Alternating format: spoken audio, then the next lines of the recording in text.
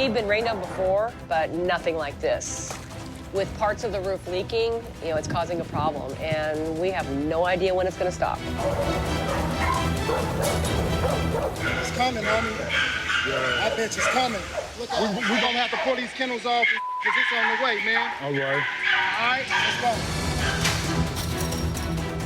There you go.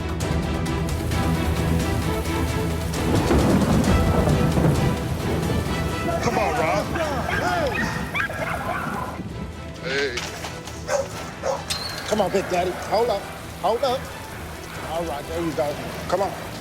We're moving certain dogs to higher ground. A lot of the storm weather dogs that are scared of the lightning and the thunder, we're moving them so they'll be just a little more calmer. After all, it is storming hard right now. It was just right upon us in a flash. We were starting to get concerned. It was the rising water. This right corner, this last kennel on the other side, that's the only one that's dry. The weather report said this wasn't even supposed to be big. It really makes me wonder what we're in for when we really do get a big one.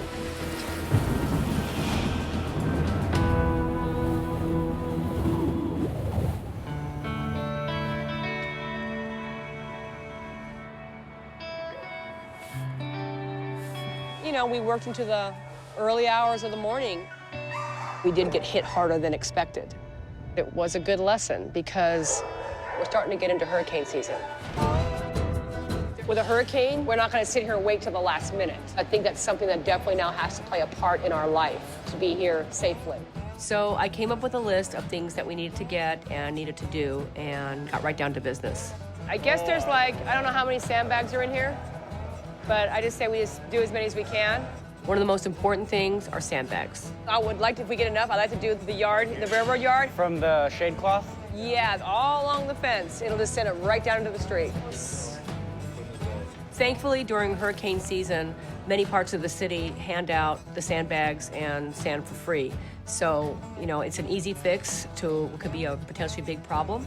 They really work well in the kennels to prevent flooding.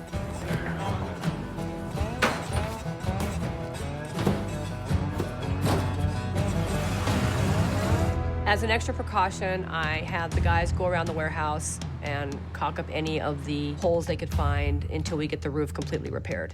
So as for the warehouse itself, it did get through Katrina, which was a Category 3. So anything under that, we should be okay. The main problem is this yard, the railroad yard, and the swamp behind it sits up higher than the warehouse. Yeah. So when it rains, it floods into here. The water line after Katrina in this building was at about 5 feet. So thankfully, we have quite a bit of room upstairs with a ceiling height of about 30 to 40 feet. But unfortunately, not all of our dogs are going to fit upstairs. But I think if something worse were to happen, I think that we would have to move some of the dogs out of this building. The best thing to do would be to look for a second location just to use for evacuation purposes, outside the New Orleans area. So there's still a lot to do, and we do need to get ready, because if a big storm hits, obviously these dogs are going to depend solely on us.